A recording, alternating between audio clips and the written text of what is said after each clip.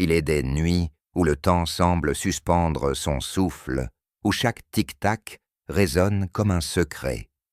Ce soir, une maison endormie va s'éveiller sous le poids d'une vérité oubliée. Les ombres du passé s'étirent, et quelque part, un cœur attend sa délivrance. Avant de commencer, dis-moi en commentaire, d'où écoutes-tu cette histoire, et quelle heure est-il chez toi? Prêt? Entrons dans l'histoire. Nous roulions depuis plus d'une heure sur une route sinueuse du Devon, bordée de haies gorgées d'humidité. Le brouillard s'accrochait aux collines comme un drap gris que nul soleil ne viendrait soulever.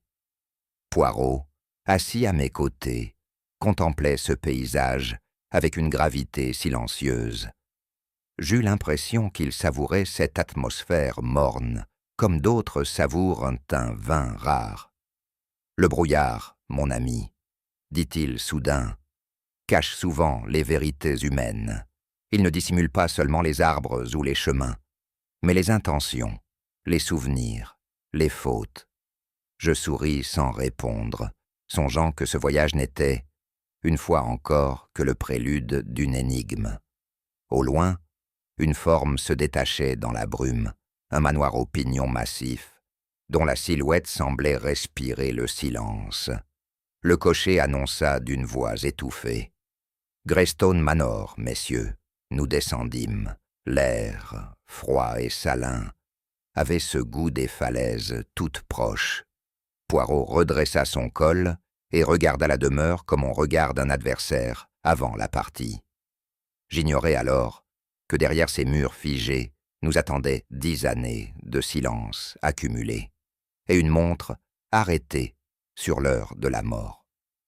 Le majordome, un homme haut et livide, nous accueillit d'une révérence mécanique.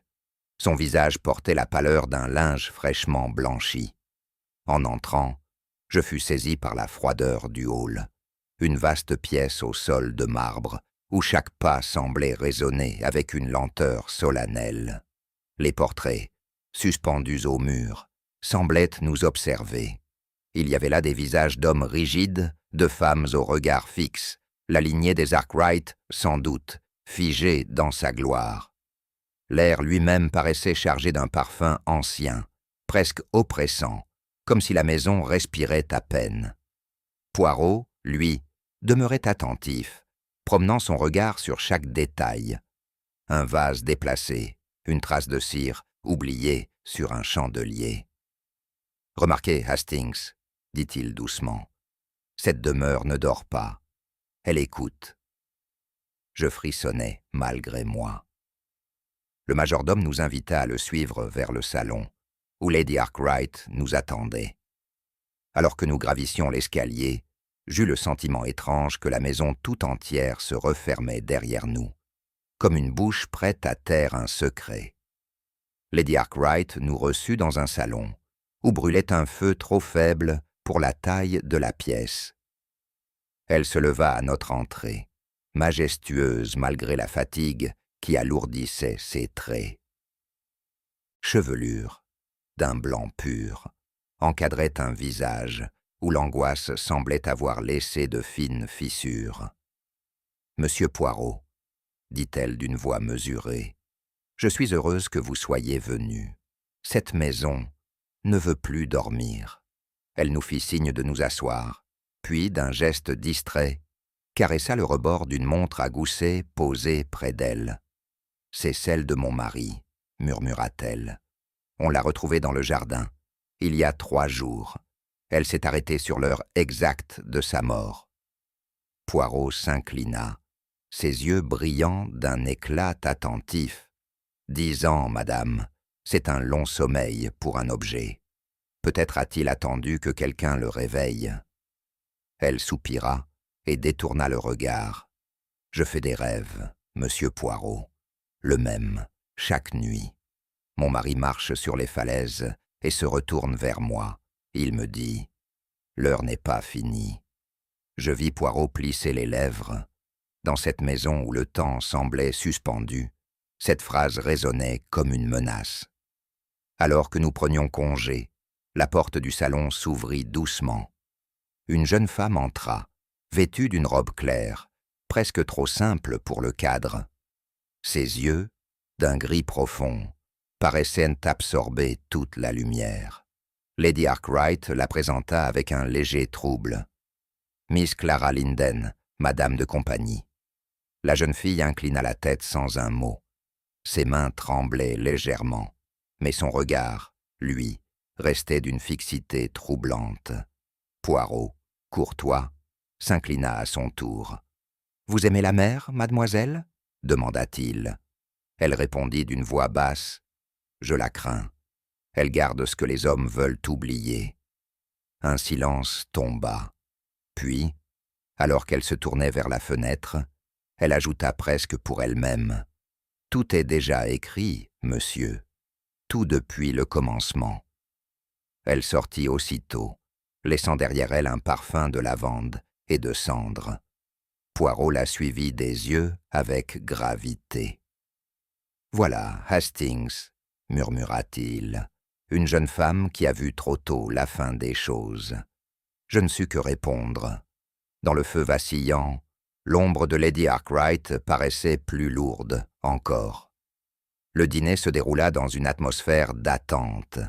La salle à manger, éclairée par des chandeliers anciens, semblait n'abriter que des ombres polies.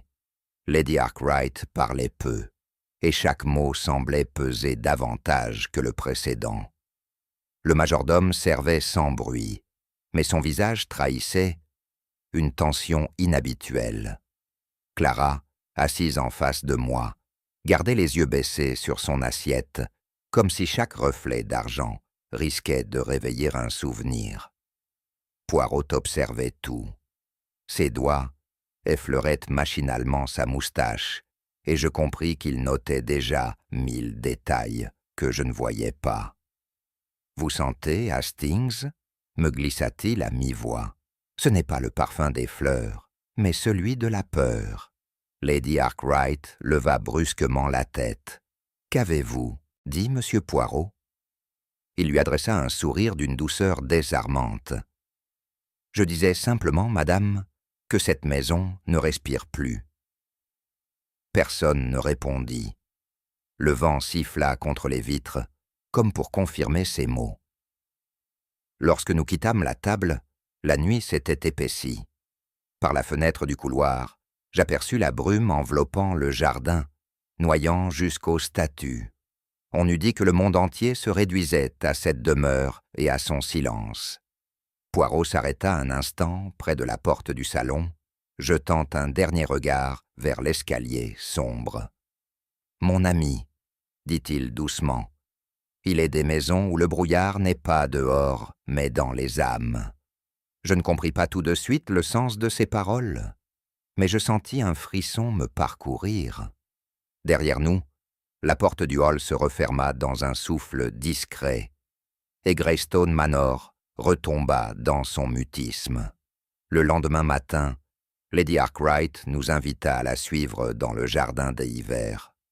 L'air y était saturé d'humidité, et l'odeur des plantes dormantes se mêlait à celle, plus subtile, de la terre retournée. Elle marchait lentement, sa robe frôlant les dalles couvertes de mousse. Poirot avançait derrière elle, les mains croisées dans le dos, attentif comme à l'approche d'un témoin précieux. « C'est ici, » dit-elle en désignant un vieux rosier presque nu. Je venais d'avoir un rêve, le même que chaque nuit. Mon mari m'appelait, et lorsqu'il s'est tu, j'ai vu briller quelque chose à mes pieds. Elle s'abaissa pour montrer l'endroit précis. La terre avait été remuée récemment. Poirot ramassa la montre posée sur une pierre plate, l'examinant à la lumière diffuse du matin. « Voilà donc ce que le passé vous rend, madame, » murmura-t-il. « Une montre, arrêtée, mais non oubliée. » Je crus percevoir dans sa voix une gravité nouvelle, comme si ce petit objet de métal renfermait à lui seul le secret du manoir. Poirot posa la montre sur le rebord de la table du jardin, la contemplant longuement. Le cadran, fendu près du chiffre 11, portait encore quelques traces d'humidité. L'aiguille des minutes s'était figée sur 11h47. Une marque d'usure, presque circulaire, entourait la clé de remontage, comme si l'on avait souvent tenté de la faire revivre. « Curieux, dit-il, elle s'est arrêtée à une heure bien précise, et non par hasard. » Je m'approchai, intrigué. À l'arrière, une gravure minuscule, à demi effacée par le temps, attira l'œil du détective. Il y passa le doigt, songeur. Ces lettres entrelacées, voyez-vous, Hastings, peut-être un souvenir d'amour ou un avertissement. Lady Arkwright hocha la tête, visiblement émue. C'est bien celle de mon mari, mais cette gravure, je ne l'avais jamais vue. Poirot fronça légèrement les sourcils. « Alors, madame, dit-il doucement, il se peut que cette montre n'ait pas toujours appartenu à votre mari. » Lady Arkwright demeura un instant silencieuse.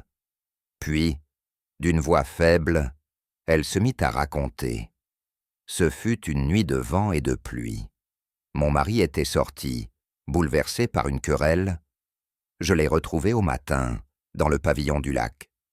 Il tenait une lettre dans sa main, mais elle était trempée, illisible, et la montre disparut. Elle s'interrompit, le regard perdu dans la buée de la vitre. La police a conclu au suicide. Mais moi, je n'ai jamais cru à ce mot. Pas lui, pas mon Arthur. Poirot, attentif, fit un léger signe de tête. Et depuis, vous rêvez de lui. Chaque nuit. Il m'appelle, puis s'éloigne vers la brume. Et cette montre revient toujours à moi. Je sentis un frisson courir le long de ma nuque. Le tic-tac imaginaire de cette montre semblait emplir l'air. Poirot referma lentement le couvercle, comme pour clore un souvenir dangereux. « Les morts, dit-il, ne reviennent pas, madame, mais leurs heures, elles, ne cessent de sonner. » Un léger froissement de pas nous fit tourner la tête. Clara Linden se tenait dans l'encadrement de la porte. Ses yeux fixaient la montre, sans émotion apparente. « C'est donc elle, murmura-t-elle, l'objet du cauchemar. » Lady Arkwright voulut parler, mais Poirot leva la main. Clara s'approcha, ses doigts tremblants frôlant le métal froid. Un instant, je crus voir son regard se voiler, comme si un souvenir enfoui l'effleurait. « Elle ne sonne plus, » dit-elle simplement. « Peut-être est-ce mieux ainsi. » Puis elle releva la tête vers Poirot. « Vous cherchez la vérité, monsieur, mais parfois, elle ne veut pas être trouvée. » Avant que nous ayons pu répondre, elle quitta la pièce d'un pas lent. Poirot suivit sa silhouette du regard, puis murmura « Voilà une âme qui connaît trop bien le silence. » Poirot reprit la montre, l'examina sous un rayon de soleil, filtrant à travers la verrière. Les lettres, voyez, Hastings, un A et un E entrelacés. Mais ici, l'un des deux est rayé, non par le temps, mais par une main humaine. Je m'approchai. La gravure semblait, en effet, avoir été volontairement altérée. Peut-être une jalousie, hasardai-je, ou un effacement moral, répliqua Poirot. Quelqu'un a voulu abolir un lien sans pouvoir le détruire tout à fait. Le métal se souvient, Hastings, comme les cœurs coupables. Lady Arkwright détourna le regard, bouleversée. Je ne comprends pas. Arthur n'aurait jamais porté un objet marqué d'une autre initiale. Poirot referma la montre d'un geste délicat. Et pourtant, madame, il l'a fait. Peut-être pour se souvenir, ou pour ne pas oublier. Je notais la nuance. Dans le jardin, le vent faisait teinter les vitres comme une réponse lointaine. La brume montait à nouveau sur le jardin. Poirot demeurait immobile, la montre entre les doigts, ses yeux perdus dans un calcul intérieur. « Hastings, dit-il enfin, ce n'est pas un simple souvenir, c'est une clé, une clef temporelle, si vous me permettez ce mot. Vous voulez dire qu'elle relie deux morts, mon ami. L'une ancienne, celle du mari de Lady Arkwright, et une autre à venir. Je le regardais, stupéfait. Mais enfin, comment pouvez-vous le savoir? Poirot eut ce petit sourire contenu que je connaissais trop bien. Parce que, voyez-vous, une montre arrêtée n'indique pas seulement une heure. Elle indique un moment choisi, et celui qui l'a posé voulait que nous le retrouvions. Il rangea l'objet dans sa poche, avec une lenteur étudiée. « Allons, Hastings, le temps vient de reprendre sa marche. » Le ciel s'était couvert d'une pluie fine qui tombait en fils argentés sur la cour de Greystone Manor. J'étais à la fenêtre lorsque le fiacre apparut, cahotant sur le chemin détrempé. Il s'arrêta devant la grille et un homme en descendit, enveloppé d'un manteau sombre dont le col relevé dissimulait à moitié son visage. Son allure, droite malgré la fatigue, trahissait une détermination que je ne pus m'empêcher d'admirer. Le majordome accourut, visiblement contrarié de cette visite impromptue. Poirot, qui observait la scène à mes côtés, fronça les sourcils. Un visiteur sous la pluie, Hastings, n'apporte jamais que des ennuis ou des vérités, parfois les deux. L'homme leva la tête. Son visage, buriné par le sel et le vent, portait les marques de longues années d'absence. Il tendit une main ferme vers le majordome. « Dites à Lady Arkwright que son fils est revenu. » Je sentis un frisson parcourir mon dos. Lady Arkwright avait parlé de lui la veille, comme d'un mort depuis 10 ans. Pourtant, celui qui se tenait là ne ressemblait pas à une illusion. Poirot, quant à lui, esquissa un sourire pensif. « Voilà, mon ami, murmura-t-il, que le passé frappe à la porte. » Le majordome entra dans le hall, son visage livide trahissant une émotion rare. Il balbutia quelques mots avant de retrouver sa contenance. « Lady Arkwright, votre fils, Monsieur Philippe. » Je n'oublierai jamais le son qui s'échappa alors de la gorge de Lady Arkwright. Sa coupe de sherry glissa de sa main et se brisa sur le marbre, tandis qu'elle murmurait, d'une voix étranglée, « Mon fils est mort, mort depuis 10 ans. » Poirot s'avança doucement, lui tendant un mouchoir, d'un geste plein de tact. « Et pourtant, madame, il semble que les morts, parfois, reviennent réclamer leur place parmi les vivants. » La porte s'ouvrit derrière nous. L'homme entra, trempé, le regard sombre, mais assuré. « Non, mère, ce ne sont pas les morts qui reviennent, ce sont les oubliés. » Un silence pesant s'abattit sur la pièce. Lady Arkwright chancela, se retint à la cheminée, tandis que Poirot, immobile, l'observait avec une curiosité mêlée de compassion. La scène qui suivit fut d'une tension presque insoutenable. Lady Arkwright, droite comme un marbre, faisait face à cet homme qu'elle n'avait pas vu depuis une décennie. Son regard oscillait entre la peur et une fierté blessée. « Pourquoi es-tu revenu ?» demanda-t-elle enfin, la voix brisée. « Pour comprendre pourquoi on m'a banni, » répondit Philippe d'un ton calme. « Pour entendre la vérité que vous avez travestie. » Je remarquai que Poirot, assis dans un fauteuil, l'écoutait sans ciller. Ses yeux, vifs comme des lames, passèrent d'un visage à l'autre, guettant les moindres tressaillements. Lady Arkwright tenta un sourire froid. « Tu avais tout perdu, Philippe, tes dettes, ton inconduite, ton scandale. Et vous, mère, que cachiez-vous derrière votre dignité ?» Ces mots frappèrent pour la pièce comme un coup de tonnerre. Lady Arkwright recula d'un pas, la main crispée sur le dossier d'une chaise. Poirot intervint d'une voix douce, mais ferme. « Le passé, Monsieur Arkwright, a parfois plus d'ardeur à revenir que les hommes eux-mêmes. » Le silence retomba, et je crus sentir, pour la première fois, que cette maison retenait son souffle autour d'un secret plus ancien que le retour du fils. Alors que la conversation semblait se dissoudre dans un silence épais, le majordome annonça l'arrivée du docteur Wilton. Ce dernier, un homme grand, à la moustache stricte, entra avec cette assurance propre aux médecins qui connaissent les faiblesses de tous. Mais à la vue de Philippe, il s'arrêta net. Son teint se vida de toute couleur, et sa main serra nerveusement sa canne. « Philippe, dit-il d'une voix sourde. « Vous ne paraissez pas heureux de me revoir, docteur, répliqua le jeune homme. Pourtant, c'est vous qui m'aviez promis que le passé finirait par guérir. » Poirot s'approcha légèrement, les yeux pétillants d'intérêt. « Voilà qui est très intéressant.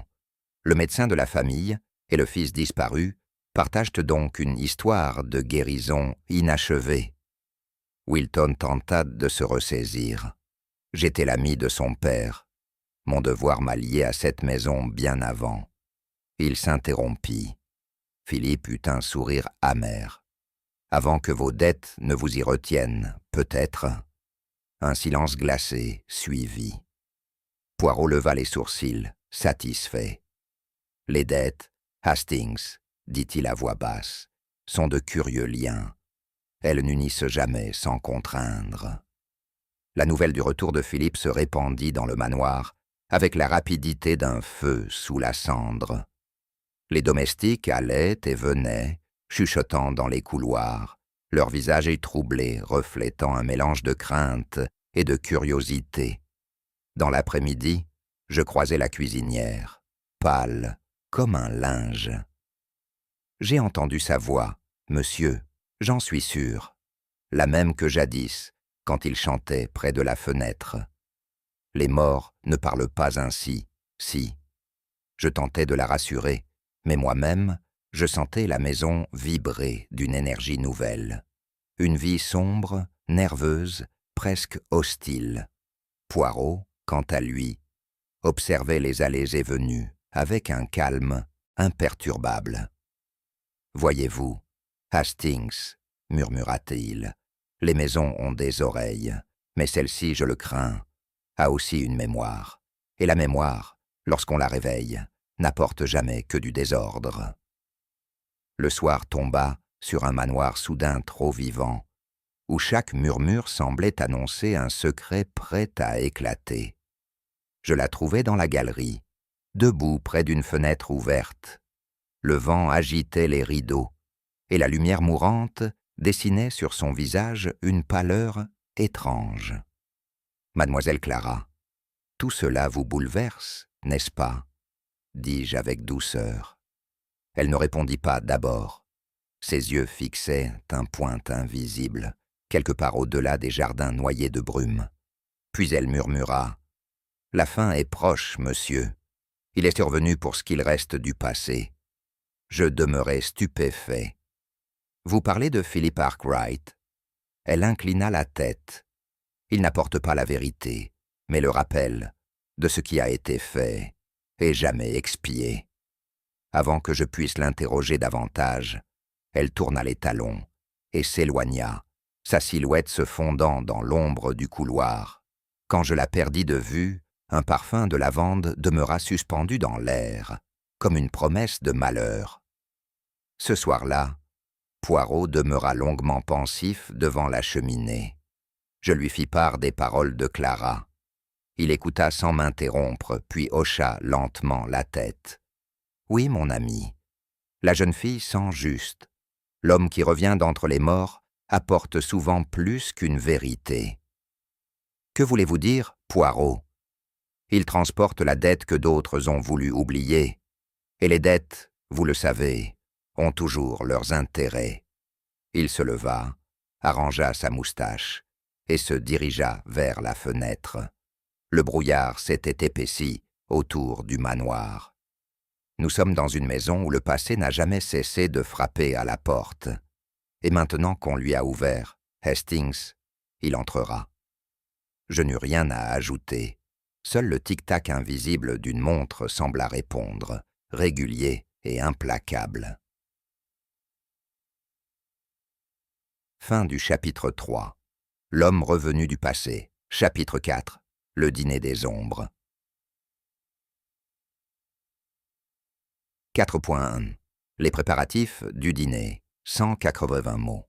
La soirée s'annonçait glaciale. Dans le grand salon, la table, soigneusement dressée, semblait attendre non pas des convives, mais des témoins. La porcelaine fine, les chandeliers d'argent, tout brillait d'une perfection un peu trop solennelle. Lady Arkwright, vêtue de noir, surveillait le personnel avec cette rigueur propre aux femmes qui tentaient de maîtriser ce qu'elles redoutent. Poirot, installé près de la cheminée, observait le ballet silencieux des domestiques. « Il y a dans cette agitation, dit-il à mi-voix, moins de l'anticipation que de la peur.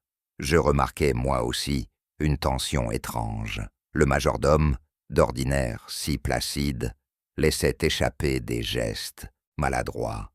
Les chandelles vacillaient, comme si un souffle invisible parcourait la salle. Lorsque Lady Arkwright déclara que tout était prêt, Poirot inclina la tête. « Le théâtre est en place, » murmura-t-il. « Il ne manque plus que les acteurs. » Ces mots résonnèrent dans l'air comme une prophétie. Dehors, la pluie avait cessé, mais la brume demeurait, serrant le manoir dans son étau d'ombre. Un à un, les convives prirent place. Le grand lustre diffusait une lumière dorée, qui n'apportait pourtant aucune chaleur. Philip Arkwright s'assit en bout de table, face à sa mère. Clara Linden, sans qu'on l'y invite, se plaça directement en face de lui. Je notais la pâleur de son visage, ce mélange d'émotions contenues et de résolutions presque tragiques. Le docteur Wilton, lui, paraissait nerveux. Il évitait obstinément le regard de Philippe, feignant un intérêt excessif pour les mets servis. Poirot, discret, notait chaque mouvement.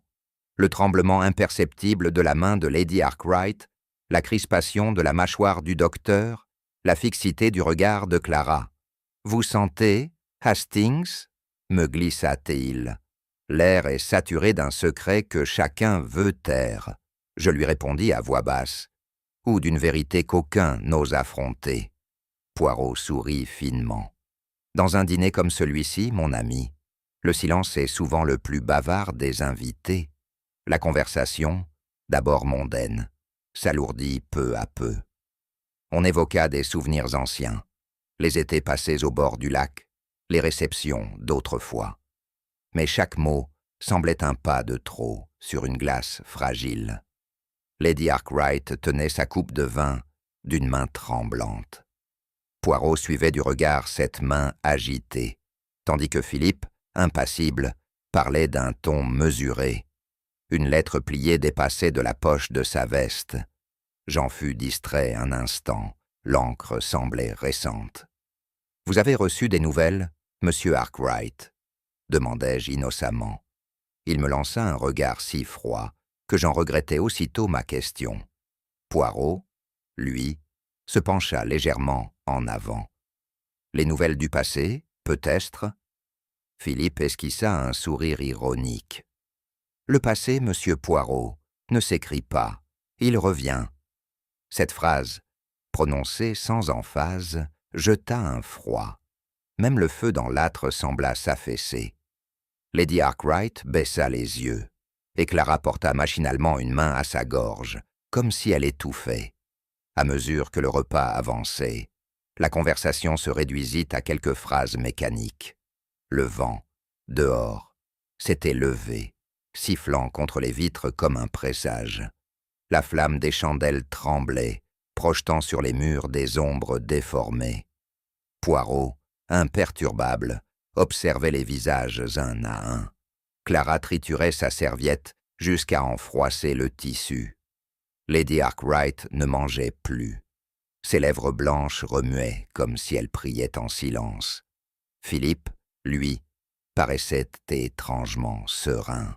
« Vous semblez pensif, monsieur Poirot ?»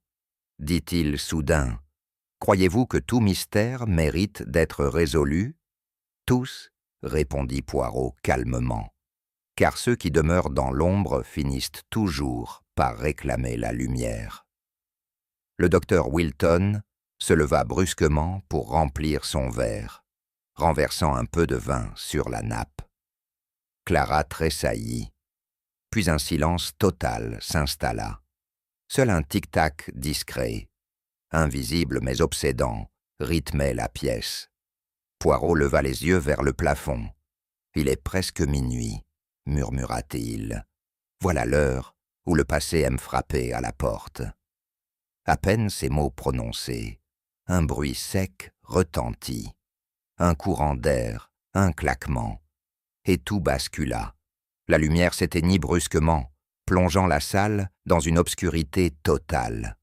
Un cri aigu déchira le silence, puis un fracas de verre, un mouvement précipité et le choc mat d'une chaise renversée. « Poirot !» criai-je sans réponse. Je distinguai des pas, une respiration haletante, puis plus rien. Le noir absolu, le genre de ténèbres qui semble avaler le monde.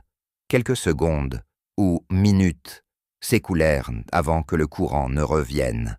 Les chandeliers se rallumèrent dans un grésillement électrique. Poirot se tenait debout, immobile, les yeux rivés sur la table. Lady Arkwright portait une main tremblante à sa bouche. Clara, livide, s'était levée. Sur la nappe blanche, une coupe renversée laissait couler un filet rouge.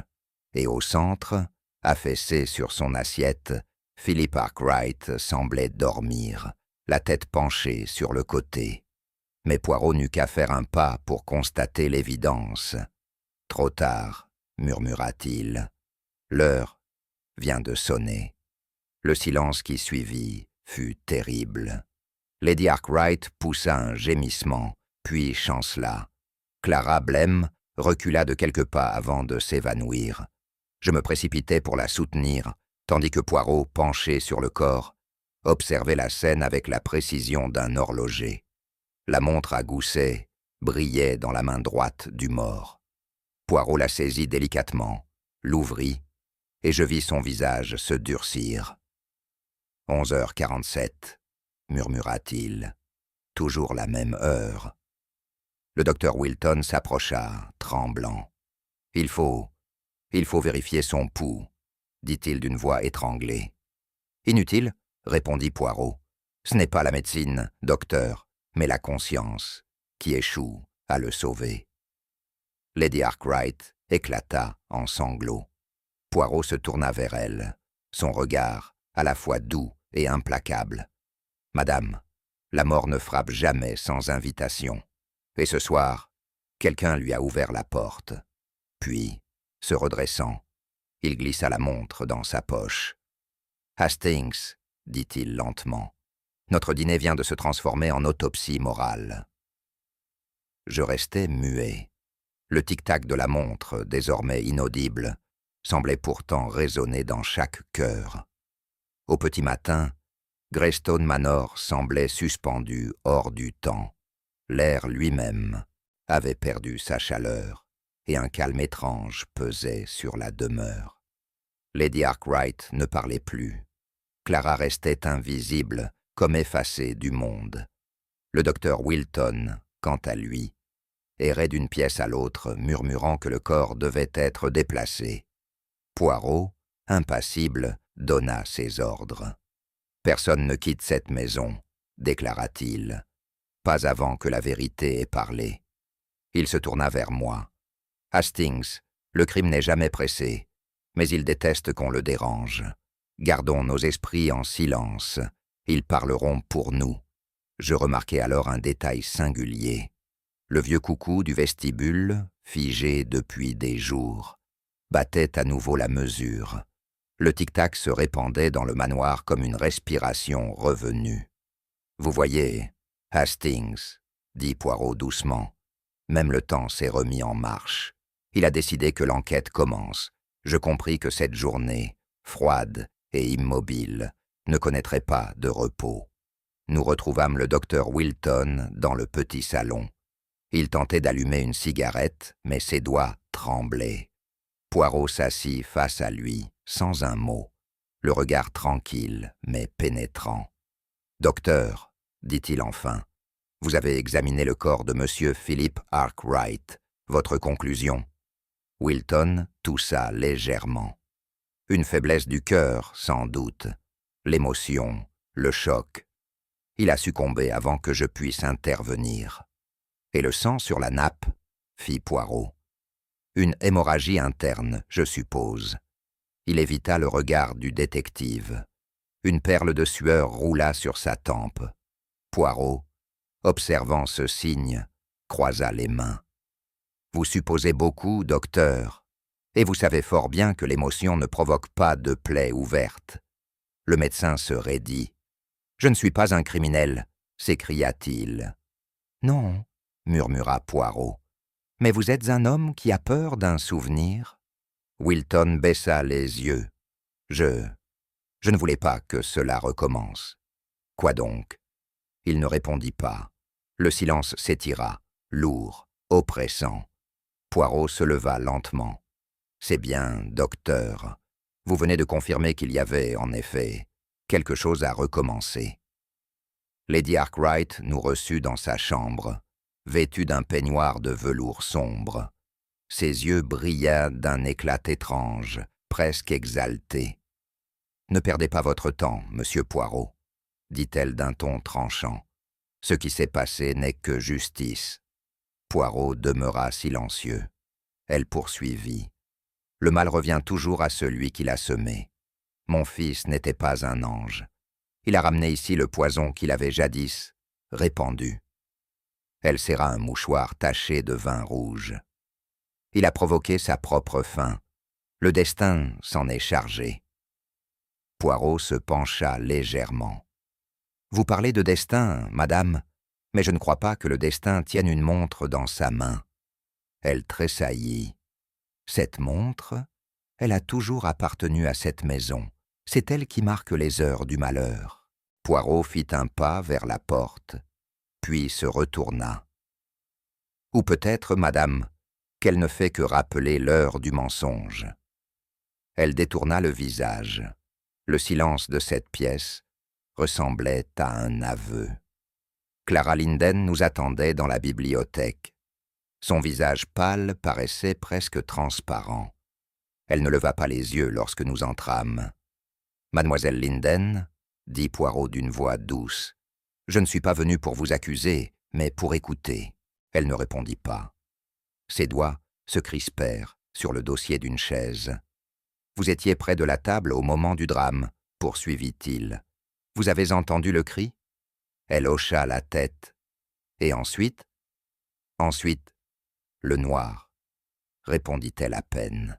« Et ce bruit, comme un souffle qui s'arrête. » Poirot s'approcha. « Vous avez peur, mademoiselle, mais pas de ce que vous avez vu. Vous avez peur de ce que vous savez ?»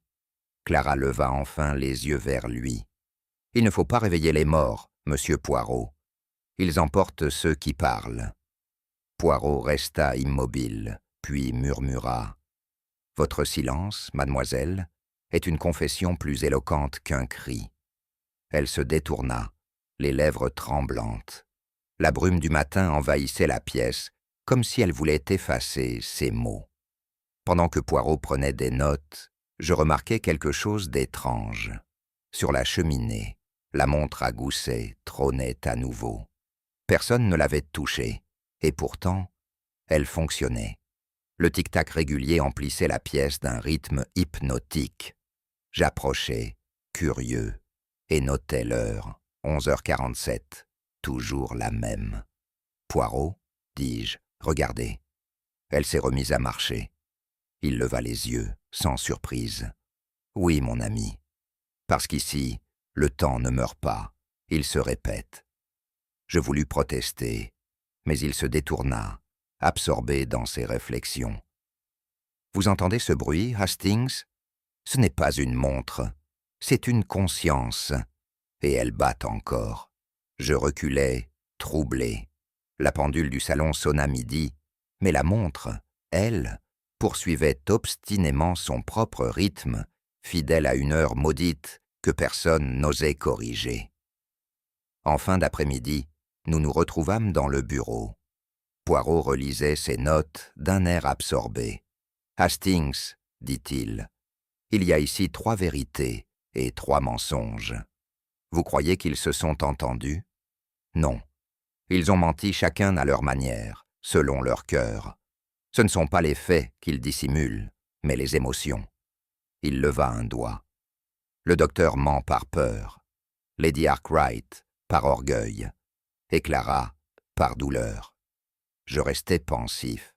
Et la montre, alors? La montre dit la vérité, Hastings.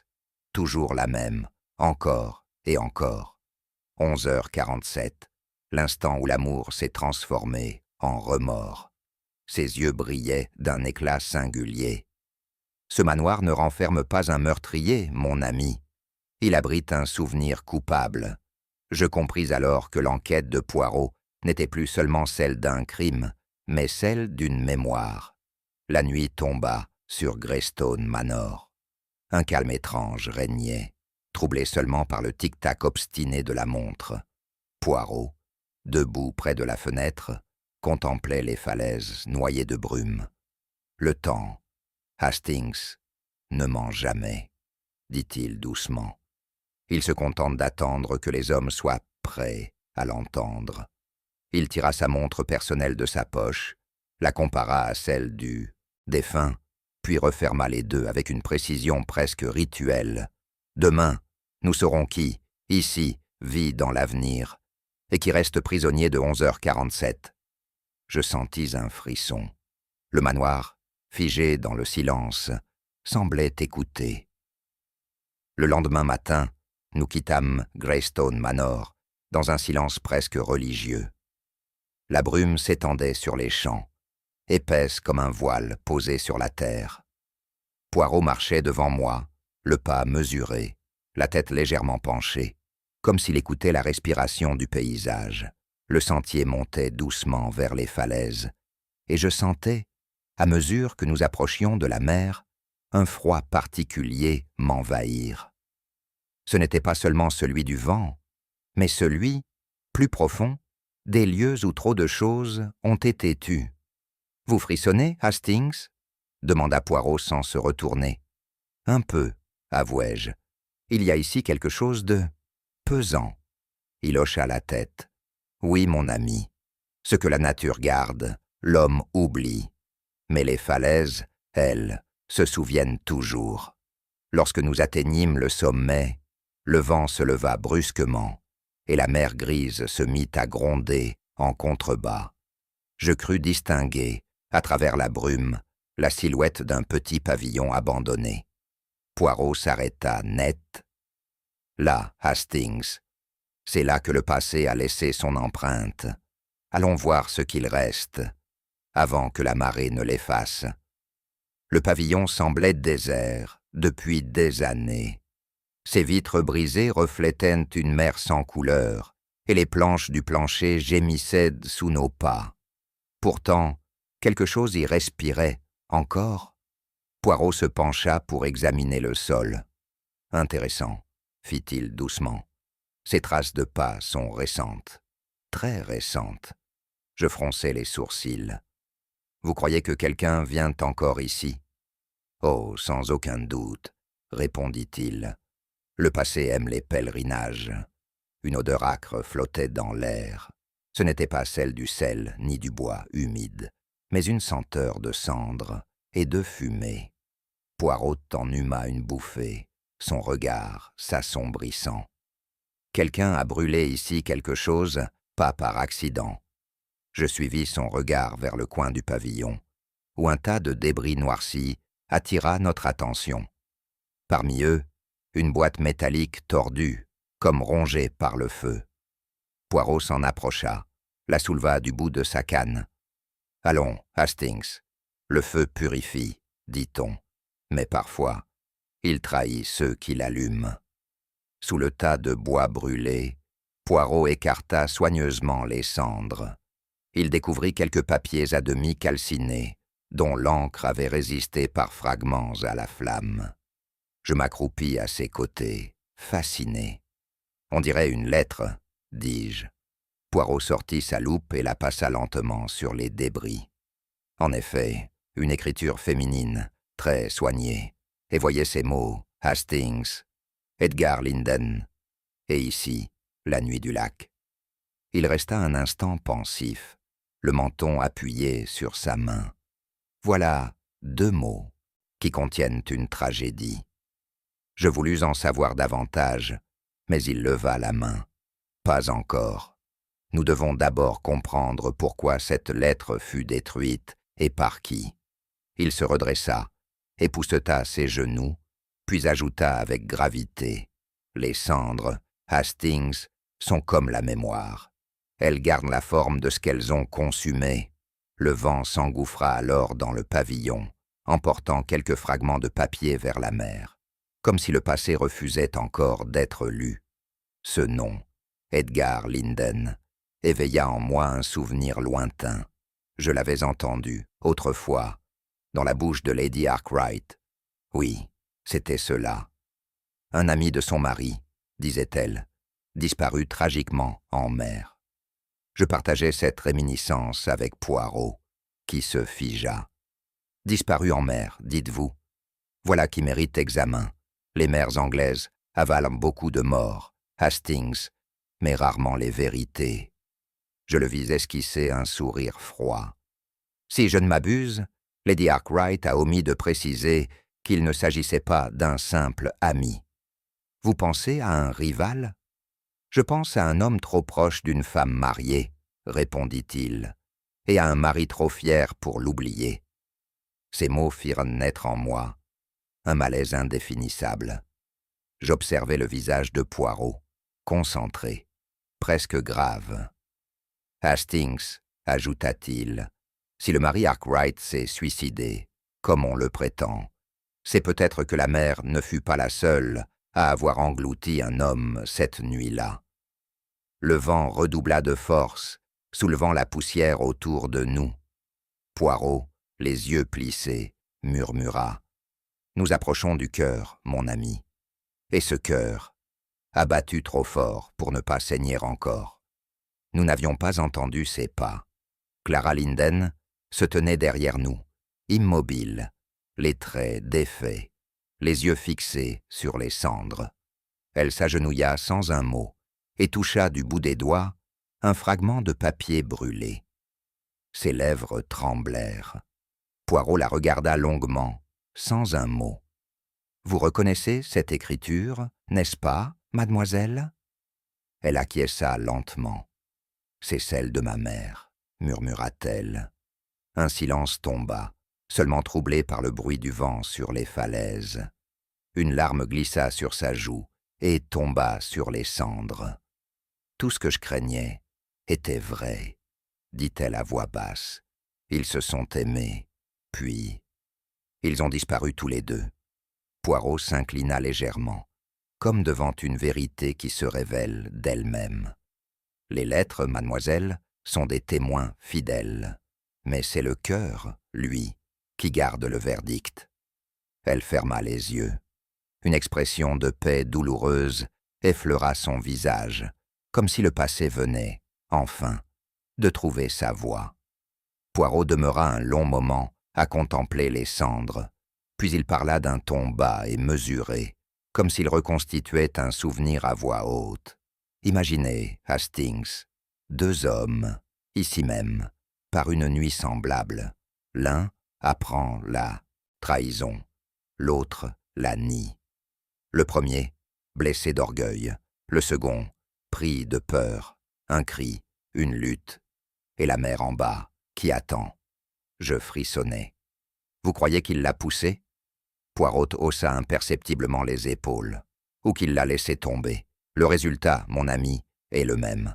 Un homme disparu, une femme brisée et une montre arrêtée.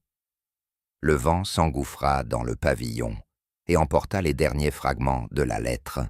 « Voyez, Hastings, » dit Poirot, « même la mer cherche à recouvrir ce que les hommes préfèrent oublier. » Je ne répondis pas. La brume, tout autour, semblait se refermer lentement sur nous, comme un rideau sur une tragédie trop ancienne pour être jugée. Nous reprîmes le sentier du retour. Le silence nous accompagnait, lourd de pensées inachevées. Poirot marchait d'un pas régulier, la tête légèrement inclinée, comme s'il pesait chaque souvenir. « Hastings, dit-il enfin, ce drame n'est pas celui d'un seul soir. 2 familles portent la même faute. » Je tournai vers lui un regard interrogateur. « Vous parlez des Linden et des Arkwright ?»« Oui. L'amour interdit du passé a engendré la peur du présent. Et la peur, mon ami, engendre toujours le mensonge. » Il s'arrêta un instant, fixant l'horizon noyé de brume. Les flammes ont brûlé les papiers, Hastings, mais pas les âmes. Je restais muet, troublé par cette phrase. Le vent soufflait plus fort, emportant les derniers grains de cendre au-dessus des falaises.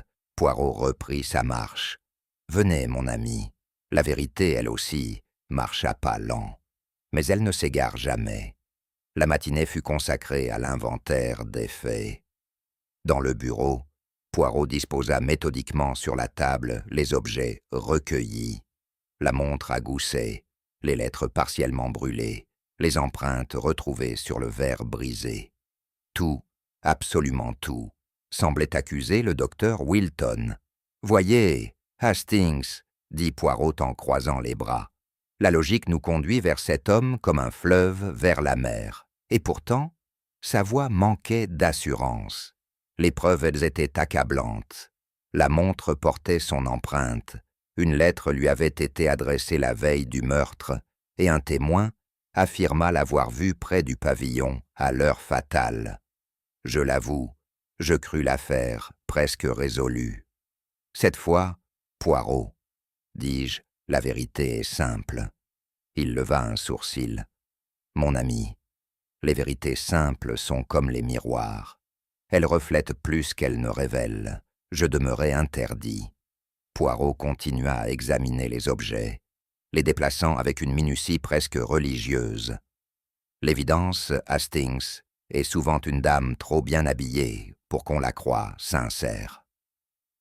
Le docteur Wilton fut convoqué dans le petit salon. À son entrée, il paraissait défait, les traits tirés, la voix tremblante. Poirot l'invita à s'asseoir, puis posa calmement devant lui la montre et les lettres. « Docteur, dit-il, ces objets racontent une histoire. Je vous écoute si vous souhaitez la corriger. » Wilton baissa la tête. « J'ai connu Philip Arkwright autrefois. Il m'avait prêté de l'argent. J'étais au bord de la ruine. Mais je ne l'ai pas tué, je vous le jure. » Sa voix se brisa, et des gouttes de sueur perlèrent sur son front.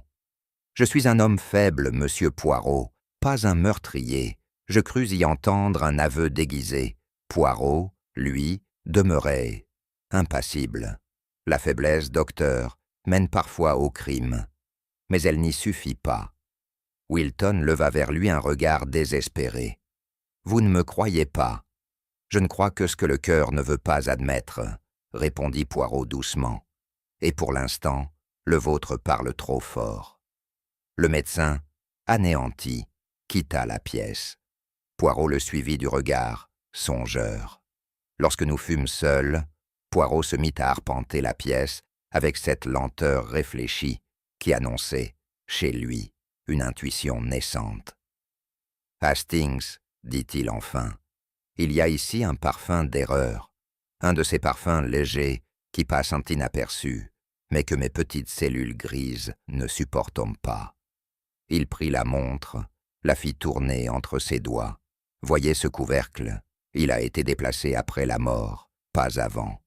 Et cette lettre signée d'une main tremblée ne correspond pas à l'écriture du docteur Wilton. Enfin, le crime eut lieu à 11h47.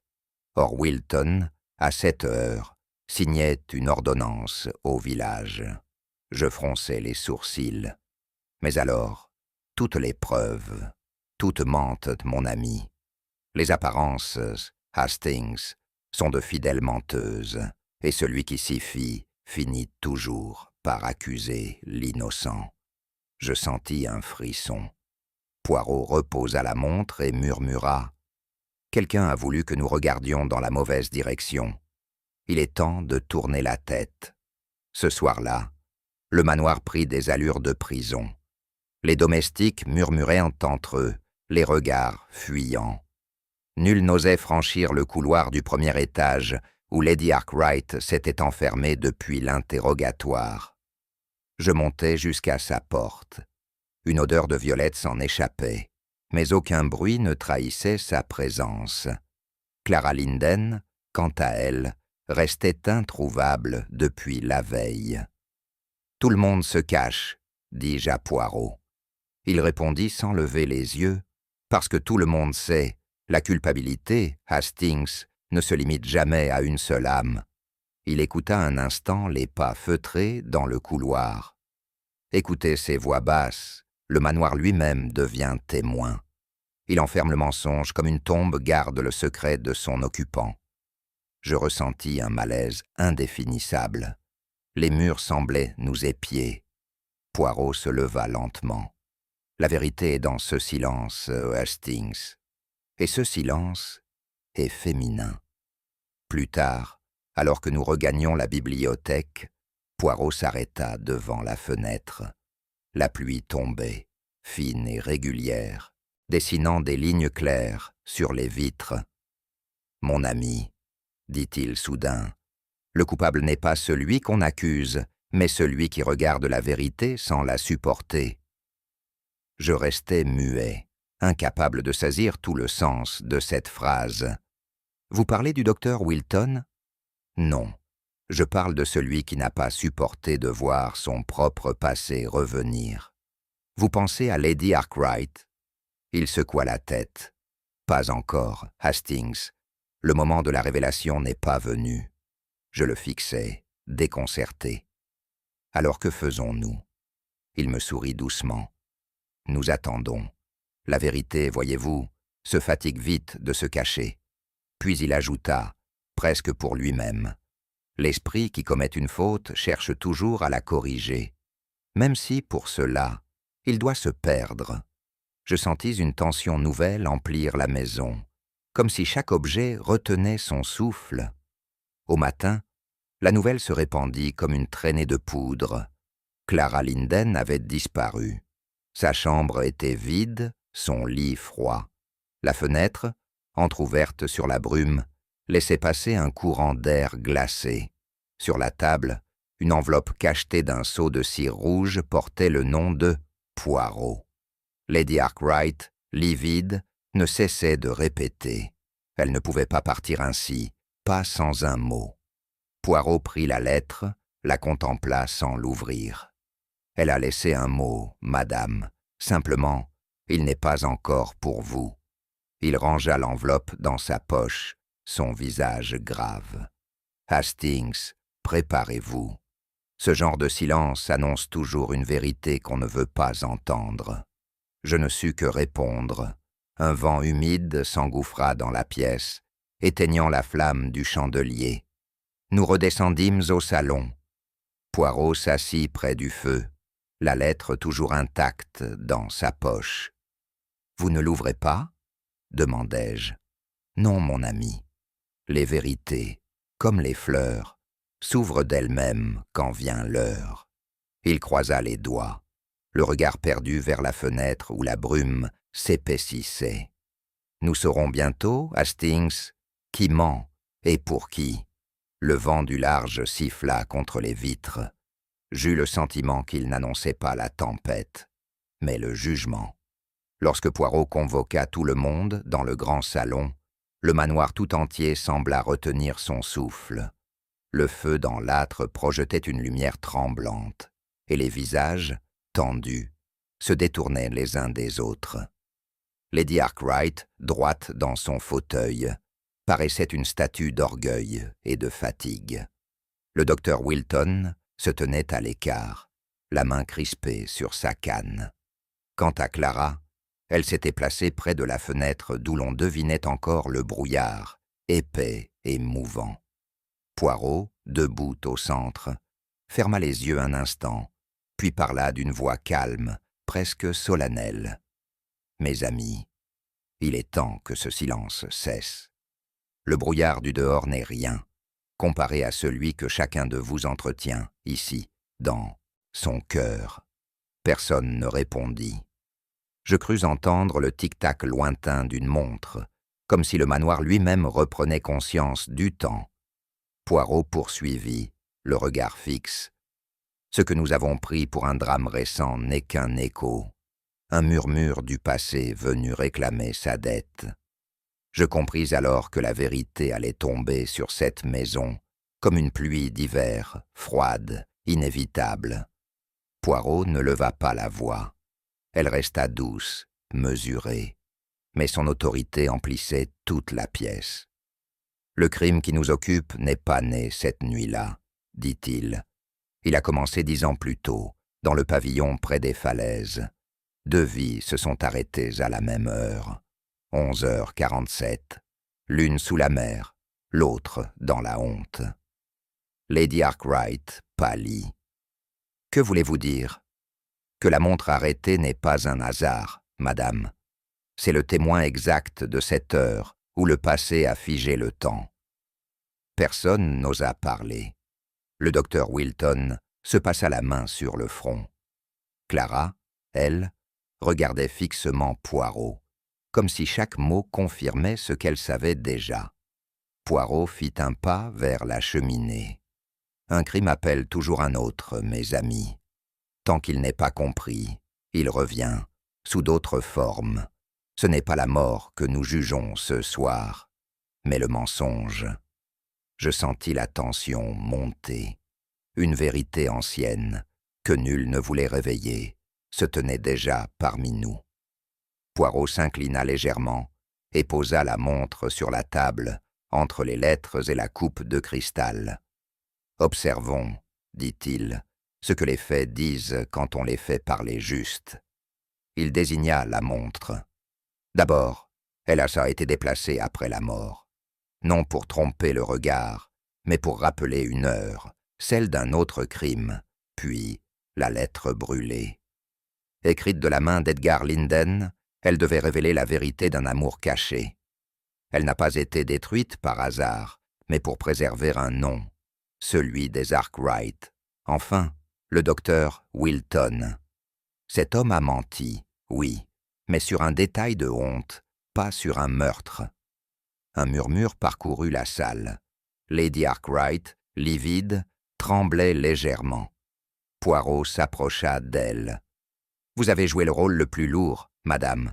Vous avez voulu sauver votre fils, et vous avez condamné une autre âme. » Elle se leva brusquement, la main sur le cœur. « C'est faux, » cria-t-elle.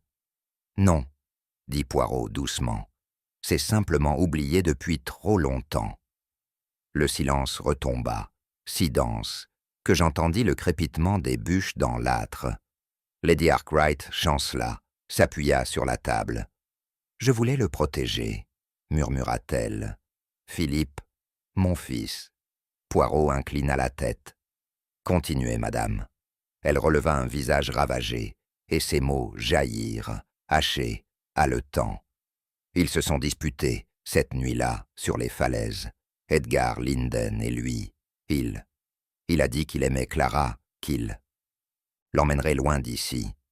Philippe n'a pas supporté. Il y eut une lutte. Edgar est tombé. Je l'ai su, car mon fils est revenu couvert de sable, les mains tremblantes. Sa voix se brisa. Il voulait se dénoncer, mais je l'en ai empêché. J'ai arrangé les choses. J'ai dit qu'il s'était noyé seul. J'ai brûlé la lettre et caché la montre. Elle s'effondra dans son fauteuil. Voilà la vérité. Une mère a menti pour sauver son enfant. Et cet enfant, la mort, l'a retrouvé, 10 ans plus tard. Poirot ferma les yeux un instant, puis répondit simplement. « Oui, madame. Le temps a cette fidélité terrible qu'on appelle justice. » Un léger mouvement attira notre attention. Clara Linden s'était avancée dans la lumière, son visage aussi pâle que la cire. « Je savais, » dit-elle d'une voix presque inaudible. « Je les ai vus, cette nuit-là. » Un frisson parcourut l'assemblée. Poirot s'approcha d'elle, le regard plein d'une compassion grave. « Vous étiez l'enfant caché dans le pavillon, n'est-ce pas ?» Elle acquiesça. « Ma mère m'avait emmené là, pour fuir les querelles. J'ai entendu le cri, puis le silence. Ensuite, j'ai vu Lady Arkwright rentrer seule. Elle ferma les yeux. J'ai voulu oublier, mais la montre, elle me rappelait tout. Son tic-tac absent me hantait. Je savais qu'un jour, elle reviendrait. » Poirot lui prit doucement la main. « Et elle est revenue, mademoiselle, non pour accuser, mais pour vous délivrer. » Clara leva les yeux vers lui. « Alors, tout est fini ?»« Oui, » répondit-il, « car la vérité, mademoiselle, ne tue jamais, elle apaise. Je vis, pour la première fois, son visage se détendre. » Poirot prit la montre sur la table et la tint dans sa main. La lumière des flammes se reflétait sur le métal poli. « Elle s'est arrêtée à 11h47, messieurs, parce qu'une âme, cette nuit-là, s'est arrêtée de vivre. » Il referma doucement le couvercle. Mais le temps, lui, a attendu qu'on lui rende justice. Voilà pourquoi elle battait encore ces derniers jours. Elle voulait qu'on l'écoute. Il se tourna vers Lady Arkwright. « Vous avez voulu effacer la faute, madame. Mais le temps ne se laisse jamais tromper. Il garde la mémoire de nos silences. » Elle pleurait doucement, la tête baissée. Poirot reposa la montre sur la cheminée. « Que cette heure demeure la vôtre, » dit-il. « Ni châtiment, ni pardon. Seulement la fin du mensonge. » Je fus saisi d'un étrange sentiment. Le manoir, qui avait longtemps semblé étouffé sous le poids du secret, respirait enfin. Clara s'approcha lentement de Poirot. Sans un mot, elle posa la main sur la sienne, refermant les doigts du détective sur la montre. Leurs regards se croisèrent, le sien, chargé d'une gratitude muette, celui de Poirot, plein d'une tristesse apaisée. « Elle ne s'arrêtera plus, » murmura-t-elle. Poirot hocha la tête. « Non, mademoiselle, le temps a repris sa course. » Elle s'éloigna vers la fenêtre. Dans le brouillard, son visage paraissait plus clair, presque lumineux. Je la suivis des yeux, bouleversé sans comprendre pourquoi. Et pour la première fois depuis longtemps, je sentis que le manoir de Greystone avait cessé de veiller sur la mort pour accueillir la paix. Sous le poids de sa propre vérité, Lady Arkwright chancela. Elle porta une main tremblante à sa poitrine et s'effondra sur le fauteuil, où, la veille encore, elle régnait sur la maison comme une souveraine de marbre. Aucun cri ne s'éleva. Même le vent sembla suspendre sa plainte autour du manoir. Poirot, sans se précipiter, fit un pas vers elle. Son regard n'exprimait ni jugement ni pitié, seulement cette gravité qu'il réservait aux âmes qui viennent d'entrevoir leur faute. Elle ne supportait plus le poids du passé, murmura-t-il. Ce n'est pas la confession qui tue, Hastings, mais les années de silence avant elle. Je demeurai immobile, frappé par la soudaineté de cette scène. La respiration de Lady Arkwright devint lente, presque imperceptible. Son visage s'était adouci, comme si le fardeau de 10 années de mensonges lui était enfin retiré. Poirot se tourna vers moi. Il faut maintenant que la vérité poursuive son œuvre. La justice du cœur est en marche. Le feu s'éteignit doucement dans la cheminée, et je crus entendre le battement régulier d'une montre, quelque part dans la pièce, comme si le temps venait d'accepter son pardon. Un léger froissement de tissu me fit tourner la tête.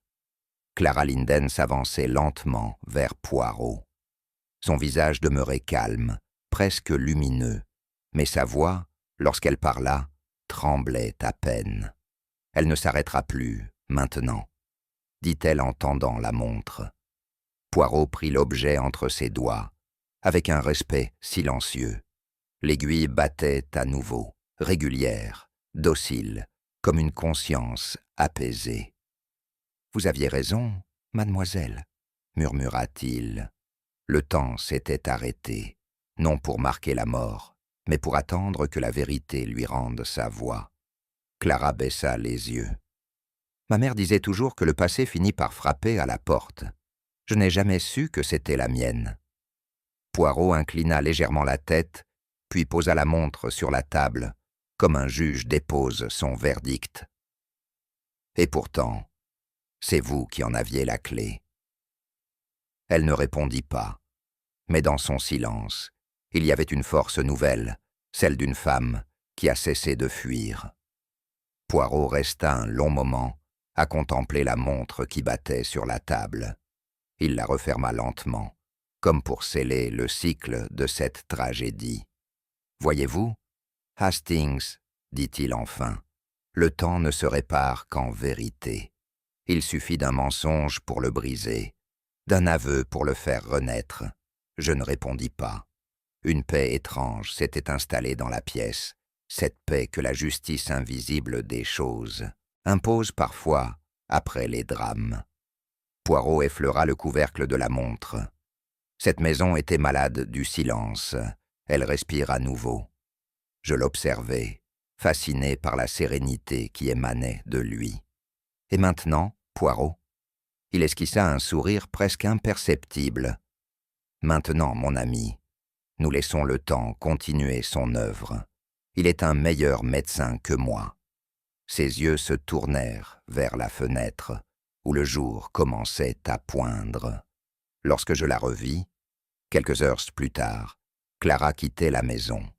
Elle portait un simple châle clair qui flottait doucement dans la brume. Aucun domestique n'osa l'accompagner. Chacun savait, sans mot dire, qu'elle s'en allait vers quelque chose de plus grand que le pardon, la paix. Je restais sur le perron, observant sa silhouette s'éloigner entre les arbres. Poirot se tenait près de moi, immobile. « Laissez-la partir, » dit-il. « Il y a des vérités qu'on ne porte pas en société. Elles se déposent au bord des falaises, là où le vent les emporte. » Je vis Clara marcher d'un pas sûr, jusqu'à ce que la brume la dévore peu à peu. Au loin, la mer se mêlait au ciel, indiscernable. « Pensez-vous qu'elle reviendra ?» demandai-je. Poirot secoua la tête. « Non, Hastings, mais elle a retrouvé son heure. Pour elle, le temps recommence, enfin, à battre. » Je sentis une étrange émotion m'envahir. Tout semblait reprendre sa place, les vagues, la lumière, le silence. Le monde, lui aussi, avait tourné la page. Je demeurai longtemps à contempler la mer. Les vagues, d'une régularité presque hypnotique, semblaient poursuivre la conversation entamée entre la vie et la mort. Poirot s'était retiré dans le manoir, me laissant seul face à ce spectacle. Je repensais à ses paroles.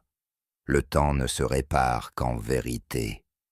Elles résonnèrent maintenant comme une maxime, une loi discrète que chaque cœur apprend un jour. En songeant à Clara, je compris enfin. Elle n'avait jamais cherché à fuir le passé, mais à lui redonner sa forme juste. Elle savait la fin, mais peut-être cherchait-elle seulement un commencement. Le vent du large souffla alors, léger, emportant mes mots vers l'horizon. Je levai les yeux, et dans la lumière pâle du matin, il me sembla voir la brume se dissiper. Ainsi s'acheva l'affaire de Greystone Manor, et le temps, une fois encore, avait retrouvé son battement. Parfois, il suffit d'un battement de montre pour que tout un passé retrouve sa voix. Et vous, auriez-vous su reconnaître la vérité avant que le temps ne s'arrête? Dites-le moi en commentaire. Et si cette histoire vous a touché, likez, abonnez-vous et partagez-la avec ceux qui aiment les mystères du cœur autant que ceux de l'esprit. Car au fond, chaque vérité révélée laisse toujours derrière elle un peu de silence et un peu de lumière.